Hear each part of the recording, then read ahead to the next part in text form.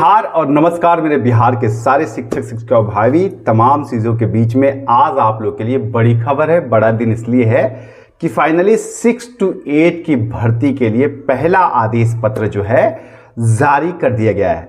लेकिन यहाँ इस आदेश पत्र में मुझे कुछ ना कुछ गड़बड़ी दिख रही है, जिसके बारे में मैं आपसे बात करूंगा। आदेश पत्र देखिए 13/9, आज 14 है, कल शाम को देर रात को आदेश जारी किया गया था।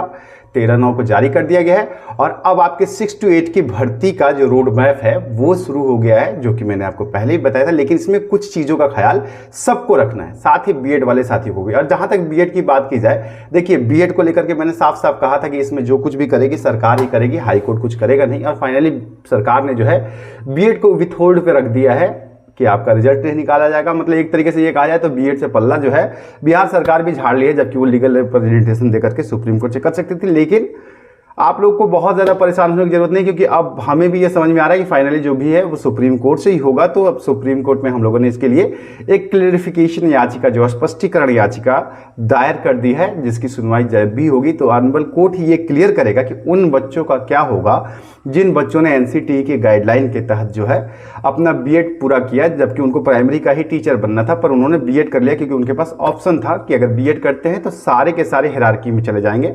तो अगर वो एक ही कोर्स से 6 to 8 में भी जाते हैं, 1 to 5 में भी जाते हैं, 9, 10 में भी जाते हैं, 11, 12 में भी जाते हैं, तो वो बीएड करना प्रेफर कर लिए। और इस हालात में जो है अभी एनसीटीई की गाइडलाइन जब ध्वस्त होती है, जब ऑनरेबल कोर्ट के द्वारा स्ट्रक डाउन किया जाता है, तो उनका क्या होगा, इस चीज़ को लेकर के हम लोगों ने ऑनरेबल सुप्रीम कोर्ट में याचिका लगा दी है कि स्पष्टीकरण वहीं से आए कि क्या होगा। तो जो भी होना है वो ऑनरेबल कोर्ट जैसे ही आएगा मैं आप लोगों को बताऊंगा। लेकिन 6 to 8 की भर्ती वालों के लिए एक बड़ी बात है कि देखिए, एक तो मैं आप सबसे निवेदन करूंगा हाथ जोड़ के, सब एक बैनर के तले आ जाइए। मैं बहुत कम बोलता हूं कि आप सब एकजुट होकर के आ जाइए। जरूरी नहीं है कि आप मुझसे जुड़े, लेकिन अगर आपको लगता है कि मैं आपके साथ अच्छा हूं या मैं आपकी आवाज़ उठा रहा हूं हर तरह की बुराइयों के बाद भी, तो तमाम विरोधों के बाद भी, तो आप सब अगर जुड़ जाए तो बेहतर रहेगा, ताकि हम आगे इसमें बहुत सारी आवाज़ उठा पाए। क्योंकि देखिए इसी नोटिफिकेशन में जो आदेश पत्र जारी किया गया है, देखिए इसमें साफ साफ लिखा है, प्रेषक निदेशक माध्यमिक शिक्षा सेवा में सभी जिला पदाधिकारी बिहार,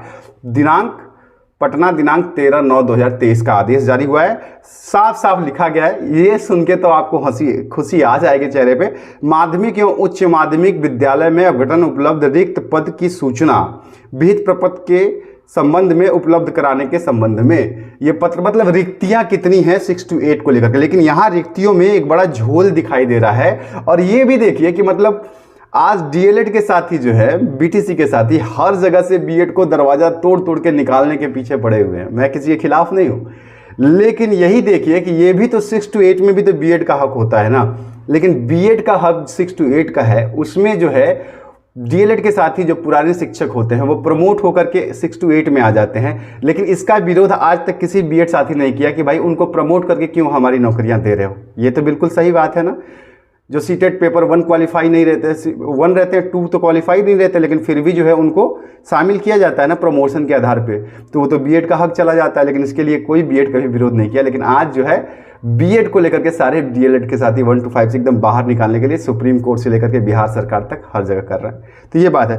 देखिए पत्र में साफ साफ लिखा है, जो पत्र जारी किया गया ये रिक्तियों की गणना को लेकर के है कि कितनी रिक्तियां कहाँ कहाँ हैं। और इसमें जो है पत्र में एक चीज़ जो लिखा गया है वो मैं आपको बताऊं कि साफ साफ लिखा गया इसमें, कतिपय जिलों तथा पश्चिमी चंपारण, कटिहार, दरभंगा, सारण, सिवान, पूर्वी चंपारण, मधुबनी आदि की समीक्षा में पाया गया कि अधिक रिक्तियों की अधियाचना दी गई है। कतिपय जिलों के द्वारा उच्च माध्यमिक शिक्षक पर 50% पदोन्नति हेतु छोड़े गए पदों को नहीं छोड़ा गया है। मतलब ये कह रहा है कि आपने जो है पूरी रिक्तियां लिख करके दे दी हैं, जो रिक्तियां मैंने आपको बताई थी जिनकी गणना कंप्लीट हो चुकी है। तो अब जो है उसके ऊपर एक बार सवाल उठाया गया है विभाग के द्वारा कि आपने उन पदों को भी जोड़ लिया है जो प्रमोशन के जरिए भरने जाने हैं। तो आप 50% माध्यमिक की सीटें जो है छोड़ दीजिए जो प्रमोशन से भरी जाएंगी, और आप सिर्फ 50% ही जो सीट है माध्यमिक की उसकी ही गणना करके हमें बताइए कि आपके पास एग्जैक्ट कितने पद हो रहे हैं प्रमोशन वाले पद छोड़ के। क्योंकि प्रमोशन दे दिया गया है लेकिन अभी भी उनकी गिनती जो है वो 1 to 5 में ही रखी गई है, या जहां प्रमोशन होने वाले हैं, जिनका प्रमोशन आ गया है, जिनको प्रमोट करना जाना है, उन पदों की भी गिनती आप ना कीजिए। तो इस तरीके से देखा जाए तो पदों की संख्या एक तरह से मिनिमाइज करने की या थोड़ा कम हो करने की कोशिश है, जो साफ साफ लिखा गया है इसमें कि रिक्त प्रतिवेदन की समीक्षा की आवश्यकता है। मतलब समीक्षा कीजिए आप लोग, और आप सभी को निर्देश दिया जाता है कि इस पत्र के साथ संलग्न संशोधित पत्र 1 और 2 के प्रतिवेदन में 14/9/2023 की संध्या 6 बजे तक माध्यमिक शिक्षा निदेशालय की ईमेल आईडी पर विभागीय व्हाट्सएप ग्रुप या व्हाट्सएप नंबर इतना पे भेजना सुनिश्चित करें। साथ ही इसका आशय घोषणा भी देंगे कि भेजा गया रिक्त प्रतिवेदन सही आकलन किया गया है।